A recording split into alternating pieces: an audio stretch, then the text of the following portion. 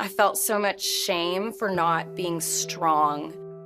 And so I just didn't talk about it, especially I come from generations of pastors, and my husband's in Christian music. And so where do you have this conversation about anxiety and anxiety attacks and feeling overwhelmed by this doom and fear? I was 18 and diagnosed with a rare disease called Lemierre syndrome. Lemierre syndrome is really rare. They say 1 in a million. It's an infection that starts in your artery and shoots off to all of your organs and starts killing them. And when you're in ICU and people are operating on you and it's a life or death situation, I started having post-traumatic stress. And during that time, I shoved it down. I didn't want to talk about how I was having nightmares and how I was having panic attacks.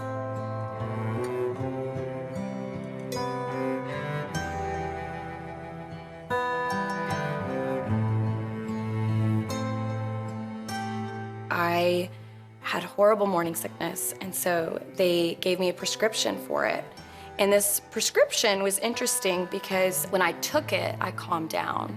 So I would just keep taking it, high doses. My midwife was kind of questioning why I was still on it. In that time, I didn't even share this addiction with Luke, with anyone. Sometimes this prescription can mess with your serotonin levels. So I would take it and I would feel better. So I kept taking it. There was this day that Luke was at a show in Texas and I was at home, and I had tried to get off of this pill and I couldn't. I started shaking and shivering and having suicidal thoughts, and my heart was racing, and I just knew I couldn't do it alone. And he didn't know this was going on. I was hiding this from everyone. And I called him and I said, "You need to come home."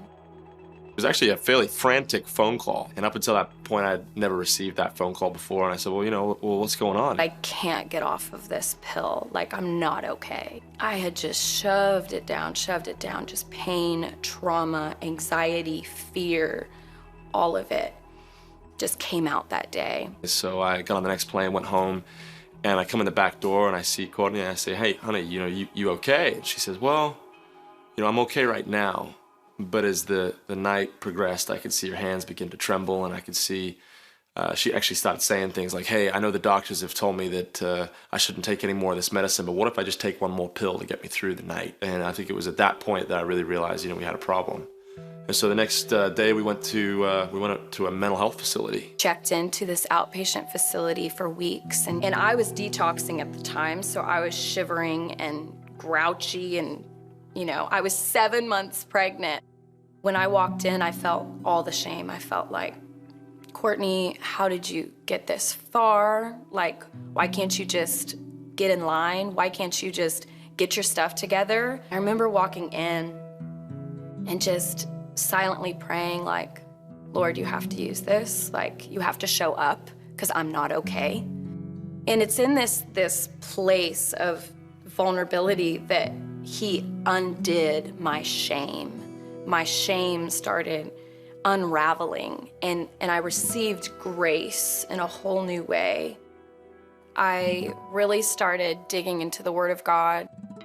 I thought that I could add to the cross, or I could detract from the cross. It's like, instead I just understood in a whole new way that I can't add to what Jesus has done for me, and I can't take it away by anything bad that I could do. I just received this grace. And she'd shown such remarkable improvement. They said, "Hey, you're discharged, you're free to go, you're on the right trajectory, just keep it up." And it was soon after that we were at home one night. Luke came in, and I had taken all of the pills, all of the prescriptions, and he found me in the bathroom, and I was flushing them. She said, "Luke, I need to go and flush these pills because these pills represent so much shame and so much guilt in my life that I just need to see them leave."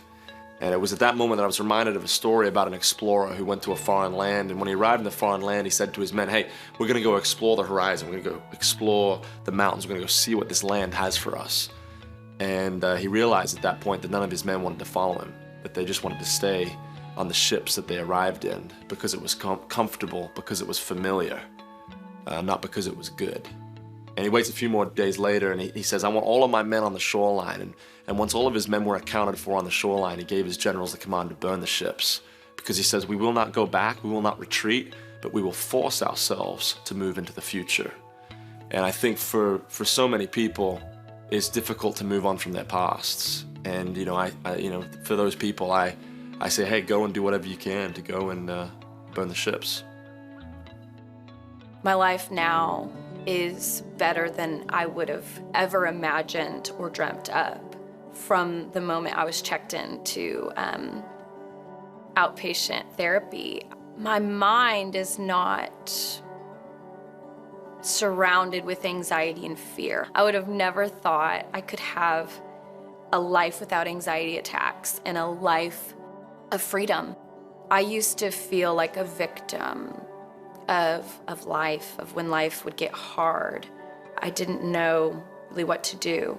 And I feel like my life now is when hard things come and pain happens, I know I'm gonna be okay. And I know that God is healer and that God can do anything and nothing's impossible for him.